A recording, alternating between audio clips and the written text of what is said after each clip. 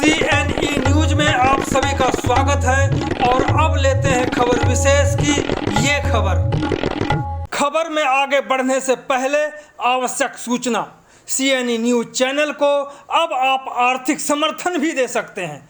Channel को आर्थिक समर्थन देने के लिए ऑनलाइन UPI के लिए गूगल पे, फ़ोन पे या फिर पेटीएम के लिए फ़ोन नंबर 9041098248 का उपयोग कर सकते हैं। चंडीगढ़ के सेक्टर 56 सरकारी मिडिल स्कूल की मुख्य अध्यापिका पारुल की कथित हैकड़ी अपने को भाग्य विधाता समझने, एक ही इशारे में किसी भी गरीब को चींटी की तरह मसल देने की गफलत, DPI के आदेश पर बिठाई गई जांच कमेटी की जांच की भी धज्जियां उड़ा देने वाली पारुल के खिलाफ सैकड़ों कर्मचारियों ने पूरे सेक्टर 56 में अर्थी यात्रा निकाली।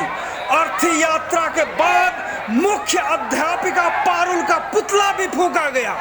आज UT चंडीगढ़ SS फेडरेशन ने प्रशासन को चेतावनी देते हुए कहा, यदि मुख्य अध्यापिका पारुल को सस्पेंड नहीं किया गया तो मटका चौक का घेराव करते हुए DPI बराड़ का भी पुतला फूंकेंगे। यहाँ बता दें, मुख्य अध्यापिका पारुल पर आरोप है कि सेक्टर 56 मिडिल स्कूल में मिड डे मील के तहत काम करने वाली महिलाओं से न सिर्फ घास कटवाती है बल्कि शौचालयों को साफ करने के लिए मजबूर भी करती है। जानना जरूरी है कि मिड डे मील के तहत काम करने वाली महिलाओं की ड्यूटी सिर्फ 3 घंटे की ही है, जबकि इसके एवज में इन्हें सैलरी मात्र 3300 रुपये दी जाती है। आज प्रदर्शन के दौरान पुलिस और प्रदर्शनकारियों के बीच बेहद तनाव की स्थिति पैदा हो गई, लेकिन पुलिस की ही सूझबूझ से मामला शांति से आज निपट गया। इसी कलेक्शन के दौरान UT चंडीगढ़ SS फेडरेशन के चेयरमैन हरबंश सिंह, प्रधान रंजीत मिश्रा, महासचिव सुखबीर सिंह ने CNE न्यूज से बात की तो हैरान करने वाले कई तथ्यों का उजागर किया। तो सबसे पहले सुनते हैं हरबंश सिंह को। चैलेंज करने वाले तो ये मैडम है, एक तो पारुल मैडम है। ये चैलेंज तब करती है ना, जैसे डायरेक्टर बैठा है बराड़ को हमने कंप्लेंट दी थी भी ऐसे बात हो, मिड डे मील के जो लेडीज़ हैं उनको काम ज़्यादा कराती, 3 घंटे के भी 8 काम कराती घंटे, और झाड़ू पोछा का और सारा उसको कंप्लेंट दी। बराड़ ने हमारी मीटिंग है जो रखी थी 19 सेक्टर 19 के बाद इन्होंने जहां वो पारो मैडम अत्याचार करने वाली है उसके पास उन्होंने मीटिंग रख दी। हम जब आए सारा ये मिड डे मील वर्क जो है उनसे इंटरव्यू लेके लिखा के बयानबाजी ले रहे थे, और जो टीचर थे टीचरों को भी बयानबाजी हुआ। टीचरों ने भी कहा भी जब से 1.5 साल से ये आई है बहुत अत्याचार करती है, टीचरों को भी छोटे वर्कर इनको तो करती होगी। जब हम देखा एक आदमी और बाहर से अजनबी बैठा आके, जब ये पारुल मैडम का इंटरव्यू लेना था बयानबाजी, हमने बोला मैं कभी आप भी दीजिए बयान। कहते नहीं मेरा तो बयान वो देगा। मैं कहा वो कौन? कहती वो बैठा पीछे। मैं तेरा घर वाला हस्बैंड तेरा? कहते नहीं। वो बोली जो इन्होंने भेजी थी हेड ऑफिस से वो भी इनके साथ मिली हुई थी। वो जाके फ़ोन आया उसका, उसके लिए बुलाने गई बाहर और कुर्सी लेके उसको बिठा लिया गया। उन्हें बोला 2 घंटे लगेंगे बयान के। कहता कोई बात नहीं, हम इधर ही बैठी हैं, 2 घंटे में बयान दे जाना। ये कोई थोड़ा होता भी हम हमारे को भेज दो, बाद में कुछ भी लिखते रहे। ये इंसाफ नहीं है, ना मिलेगा जब तक इसको सस्पेंड नहीं करेंगे। और मेरा ख्याल तो बराड़ भी उसके साथ मिला हुआ, और जो वकील है वो बोला, वकील बाद में पता मैं वकील है, हमने इस पर निकाला नेट पे, वो वकील है, वो पीछे से आया पंजाब से, और पंजाब से ये आई है, ये सिफारिश से करा के बराड़ को भी सबको पुलिस वालों को भी डरा के अपना रोब जमाना चाहती है। हम ऐसा होने नहीं देंगे, और हम पूरी सख्ती से हमारी यूनियन और वर्कर और पूरा ध्यान से आगे से डट के मटका चौक पे कराओ करेंगे ये इनका जो ये काम सस्पेंड ना की गई तो। यानी अगर मांग नहीं पूरी होती है तो मटका चौक का घेराव निश्चित है। अब हम बात करेंगे चंडीगढ़ UT SS फेडरेशन के जो महासचिव हैं सुखबीर जी, क्या फैसला लिया गया? क्योंकि आज तो पुतला दहन हो गया, पुतला अपने फूंक चुके हैं, इसके बाद का कार्यक्रम क्या होगा? लगता है कि प्रशासन पर इसका कोई असर होगा? बिल्कुल सर, हमने ये पूरा मुद्दा पूरे शांतमय तरीके से शिक्षा विभाग के आला अधिकारियों के सामने रखा, लेकिन उनकी लेट लतीफ़ी कह लीजिए या इस चीज़ को पूरा इग्नोर किया गया, जो आज हमें ये यहाँ पे पुतला जलाना पड़ा। कुछ यहाँ पे पुलिस के अधिकारी थे, कुछ नहीं, उसमें एक दो ही था जिन्होंने ये चैलेंज कर दिया था कि आप सेक्टर 56 में पुतला जला के दिखाओ। हमने उनसे भी रिक्वेस्ट करी कि सर ये अन्याय हो रहा है, वर्करों के साथ वहाँ पे शोषण हो रहा है, आप वहाँ पे जाइए, वहाँ पे आप खुद ही वहाँ पे चेक करें। कह रहे जो मर्जी हो, आप सेक्टर 56 में पुतला नहीं फूकोगे। मैं कहा सर हमारा राइट है, हम फेडरेशन चलाते हैं, हमारी यूनियन है, रजिस्टर्ड यूनियन है, हमारा राइट है संघर्ष करना, सड़कों पर उतरना। हमने सर इस पुतला फूकने आप कुल मिला के ये कहना चाह रहे हैं कि जो वो पुलिस अधिकारी है जिसने चैलेंज किया था उसने आग में घी डालने का काम कर दिया। बिल्कुल सर, बिल्कुल। इतना ये मामला बढ़ना ही नहीं था, ये वहीं खत्म हो जाना था, लेकिन उन्होंने इसको और बढ़ाया, जानबूझ के बढ़ाया, क्योंकि पारुल मैडम की अप्रोच है, सुनने में आया है, लेकिन हमें कुछ नहीं लेना उनकी अप्रोच से। हम वर्करों के साथ खड़े हैं और जो हमारा अगला फैसला हुआ है वो ये हुआ है कि अगर तत्काल प्रभाव से मैडम को सस्पेंड ना किया गया और बनती कार्रवाई उन पर ना की गई तो अगला प्रदर्शन हमारा जो डीपीआई है, बराड़ जी हैं, उनका हमने घेराव करना है, मटका चौका घेराव करके उनका पुतला जलाएंगे। अगर उसके बाद भी ये मुद्दा हल नहीं होता तो संघर्ष को और तेज करते हुए एजुकेशन के आला अधिकारियों के पुतले फूकेंगे, उसके बाद चंडीगढ़ प्रशासन के आला अधिकारियों के पुतले जलाए जाएंगे।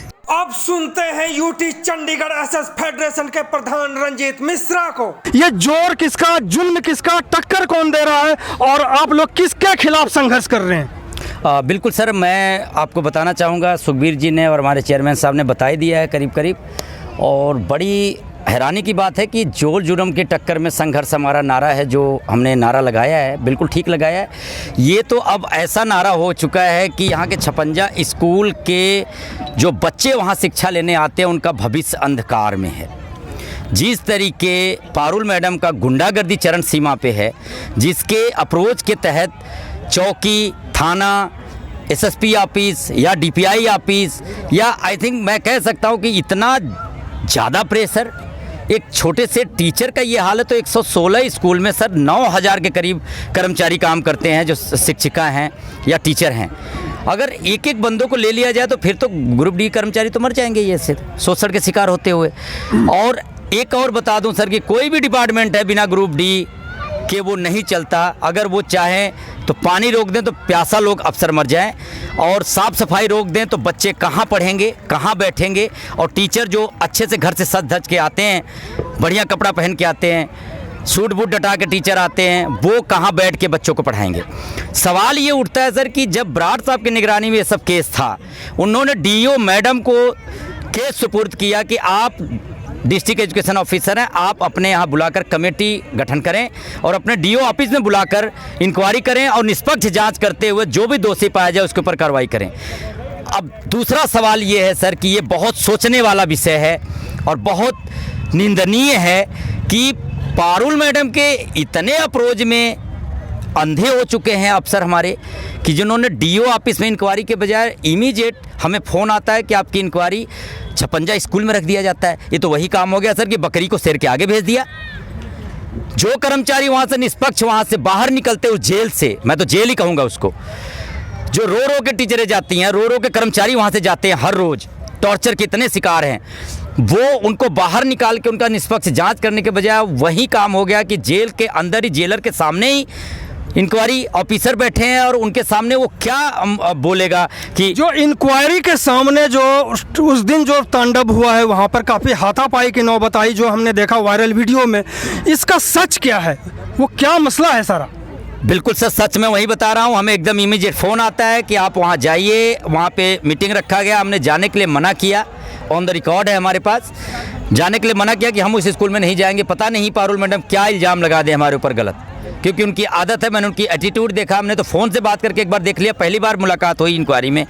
इंक्वायरी के बीच में 5 कर्मचारी हमारे जो अफसर थे वो आए थे इंक्वायरी में, उनके सामने पारुल मैडम का इतना दबाव सर, बड़ी हैरान कर देने वाली बात है कि इंक्वायरी ऑफिसर हमारी 3 बार उठी हैं कुर्सी छोड़ के।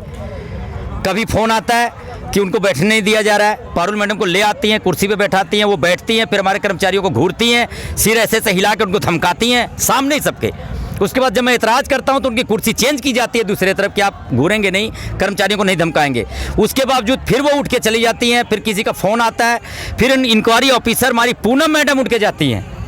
और इस आदमी को ये कौन था ये तो पारुल मैडम बताएंगी कि उनके हस्बैंड थे या उनके कौन से रिश्तेदार थे या उनके कहीं दूर के यार दोस्त के रिश्तेदार थे, या ये तो बहुत बड़ा गुंडागर्दी है कि बिना एंट्री किए किसी स्कूल में रजिस्टर पे एंट्री किए। तो जब इंक्वायरी के मेंबर वहाँ पे आए हुए थे, उन्होंने कभी ऐतराज़ नहीं उठाया कि इस तरह से नहीं होना चाहिए? ये बिल्कुल एंड में आए जब इंक्वायरी कंप्लीट होने कगार पे थी।